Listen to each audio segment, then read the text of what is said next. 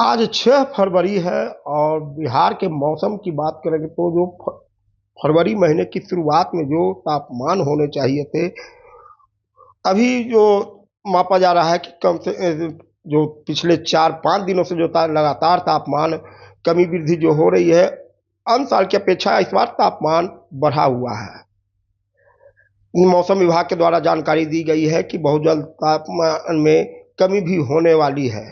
हम अभी मौसम विज्ञान केंद्र पटना में हैं और वहाँ के मौसम वैज्ञानिक आनंद शंकर जी हमारे साथ हैं। सर, पहले तो अभी जो मौसम चल रहा है, फरवरी महीने में जो होनी चाहिए थी ठंड, वो उस हिसाब से नहीं है। इस बार ठंड भी बहुत कम हुआ, क्या कहें?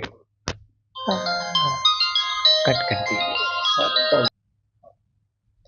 जैसा कि बात करें फरवरी 2025 का जो भारत मौसम विज्ञान विभाग का आउटलुक है, उसके अनुसार पूरे महीने जो तापमान है वो बिहार और उसके आसपास एरिया में सामान्य से 2 से 3 डिग्री सेंटीग्रेड ज़्यादा रह सकती है।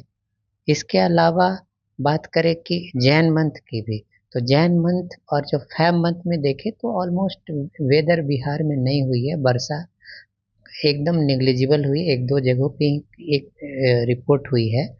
लेकिन फ्रीक्वेंट वेस्टर्न डिस्टर्बेंस, पश्चिमी विक्षोभ के प्रभाव के कारण क्या हुई है कि यहाँ उसका पार्शियल इम्पैक्ट पूरे बिहार पे पड़ा है। पार्शियल इम्पैक्ट कह सकते हैं कि टेम्परेचर में उतार चढ़ाव इवन जनवरी मंथ में भी देखने को मिला, लेकिन एक छोटे छोटे स्पेल में, जैसे कोल्ड वीक कंडीशन थी तो कई दिनों तक रही, वैसा ही अमूमन फेब मंथ में भी रहने की संभावना बन रही है। लेकिन ओवरऑल जो टेम्परेचर वो सामान्य से अधिक ही रहेगी। अभी बात करें कल कल से अगले 48 घंटों की बात करें, अगले 48 घंटों तक जो न्यूनतम और अधिकतम तापमान दोनों में करीब 3 से 5 डिग्री सेंटीग्रेड के आसपास गिरावट हो सकती है। यानी कल 7 है। हाँ, कल मॉर्निंग से गिरावट हो सकती है। अधिकतम तापमान में भी आप आज देख भी रह सकते हैं कि बिहार के कई भागों में जो टेम्परेचर है वो करीब 1 से 2 डिग्री सेंटीग्रेड कल के कंपेरिजन में आज कम हो रही है। हवा चल रही है। हाँ, हवा चल रही है। इसका जो प्रमुख कारण है कि पश्चिमी विक्षोभ पास कर गई, उसका पार्शियल इम्पैक्ट बिहार पे पड़ा है, तो उसके कारण टेम्परेचर अभी फॉल होगी। और मे भी नॉर्थ बिहार के एक दो जिलों में जैसे फॉग की कंडीशंस जैसे कि अभी बन रही थी, 48 घंटे के बाद से फिर बन सकती है। इसके अलावा बात करें कि पूरे विंटर सीजन की, तो पूरे विंटर सीजन में पूरे बिहार में जो वर्षा है वो सामान्य से कम हुई है। और कह सकते हैं कि जो कुछ जिलों को छोड़ दें या ट्रेस रेनफॉल को देख सकते छोड़ दें तो सिग्निफिकेंट वर्षा पूरे बिहार में नहीं हुई है। अच्छा, एक सवाल है, आप बार बार कह रहे हैं कि पश्चिमी विक्षोभ पास में, पश्चिमी विक्षोभ है क्या, ये हम जाना? अब पश्चिमी विक्षोभ की बात करें तो एक कह सकते हैं कि एक जेट स्ट्रीम के साथ एसोसिएटेड वेदर होती है। जैसे यूजुअली नॉर्थ इंडिया में एक जेट स्ट्रीम चलती है अराउंड सरफेस से 200 एचपीए के आसपास। उसकी जो मॉइस्चर फीडिंग होती है वो मेडिटेरेनियन सी से होती है, अरेबियन सी से होती है, कैस्पियन सी से आती है। तो वो सारे वेदर लेके आती है और उसका जैसे ट्रफ बनेगी तो वेदर एसोसिएटेड होके आएगी। ज़्यादा डीप ट्रफ होगी तो ज़्यादा रेनफॉल एसोसिएटेड हो सकती है। तो कह सकते हैं कि जो नॉर्थ बिहार में, इवन जम्मू कश्मीर में, हिमाचल में जो भी बर्फबारी जो ठंड के दिनों में होती है वो डायरेक्टली लिंक्ड रहती है पश्चिमी विक्षोभ से। लेकिन बिहार कह सकते हैं ऑलमोस्ट ईस्टर्न पार्ट में है, तो यहाँ मतलब जो पोजीशन रहती है पश्चिमी विक्षोभ उसके अनुसार प्रभाव पड़ती है। तो इस साल की बात करें तो पूरे साल सिर्फ पार्शियल इम्पैक्ट ही पश्चिमी विक्षोभ का बिहार में पड़ा है। और आगे जैसे जैसे डेवलपमेंट होगी आपको बताते रहेंगे कि किस तरह से वेदर बन सकती है। बट पूरी तरह से अगले 7 दिनों की बात करें तो पूरे बिहार में वेदर ड्राई रहने वाली है, कोई भी वर्षा की संभावना नहीं दिख रही है। वर्षा की कोई संभावना नहीं, अगले 7 दिनों तक कोई भी वर्षा की संभावना नहीं दिख आगे रही है। नहीं है।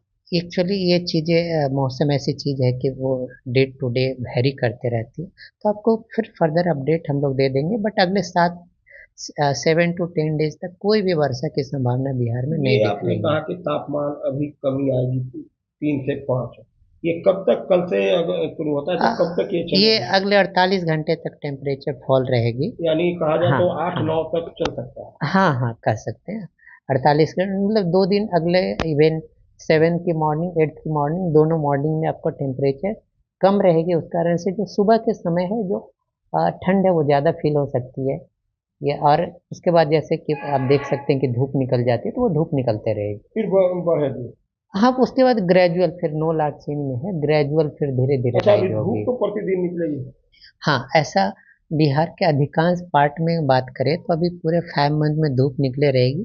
सिर्फ और सिर्फ जो नॉर्थ ईस्ट रीजन हो गई, या फिर नॉर्थ बिहार जो तराई से सटे जिलों हैं, वहाँ थोड़ा लेट से धूप निकल सकती है, क्योंकि वहाँ फॉग टाइप की कंडीशन अभी बन सकती है। पटना में तो लेकिन देखा जा रहा है कि न्यूनतम तापमान सबसे अधिक है पटना में।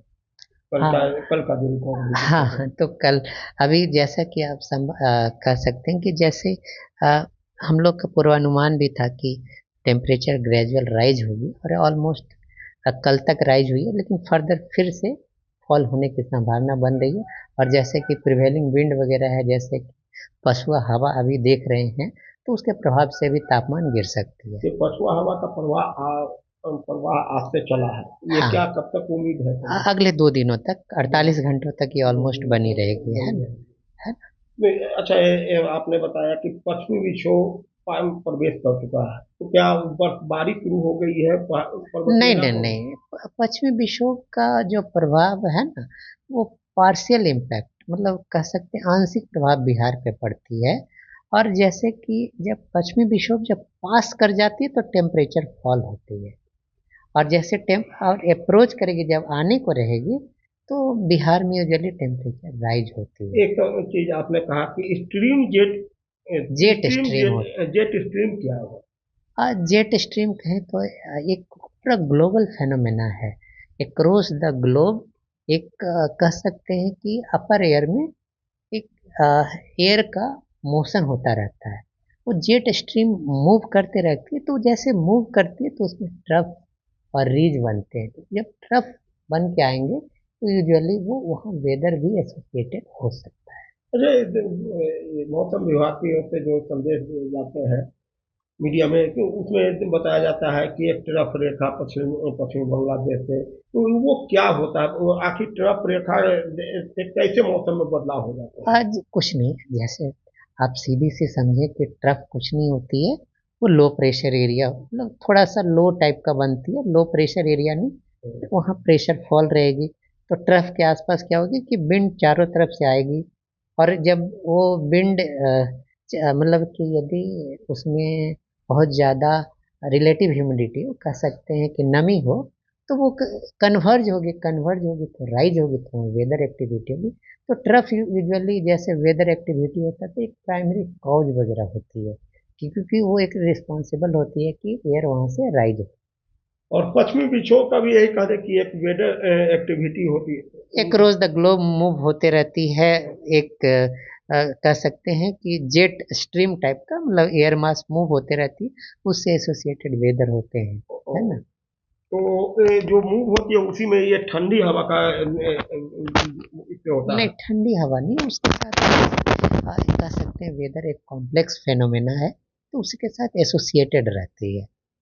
तो कॉम्प्लेक्स होती है, एक एक प्रॉपर रीजन नहीं बोला सकता है कि जेट स्ट्रीम है तो वहाँ वर्षा भी हो, है ना, या फिर वेदर ही हो, लेकिन उसके साथ समटाइम्स एसोसिएटेड हो सकते हैं अदर फैक्टर्स, मिल के वहाँ वर्षा हो सकती है, वेदर हो सकती है। आपके हिसाब से अभी 3 दिन बिहार के लोगों को राहत मिलेगी, पटना के लोगों को भी राहत मिलेगी?